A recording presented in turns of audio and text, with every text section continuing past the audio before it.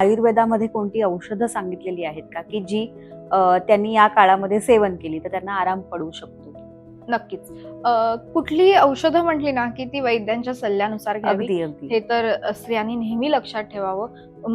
आपण इथे बघितलं, YouTubeवर बघितलं, हो. Instagramवर बघितलं म्हणून आपण ट्राय केलं.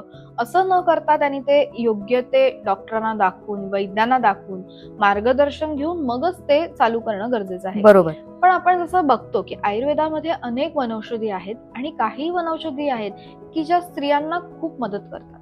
त्यातली पहिली म्हणजे शतावरी. शतावरी ही जसं म्हटलं जातं, की ही स्त्रीची सखी आहे आणि ती प्रत्येक तिच्या काळामध्ये म्हणजे तारुण्यावस्थेत, वार्धक्यात, बाल्यावस्थेत ती तिला मदत करते. म्हणून शतावरी हे आपल्या शतावरीचं सूप करून स्त्रिया करून घेऊ शकतात किंवा शतावरी चूर्ण मिळतं किंवा त्याच्या गोळ्या असतात, पण त्या विचारूनच घेणं, त्याची मात्रा किती हे योग्य त्या बरोबर. मात्रेत घेणं गरजेचं असतं.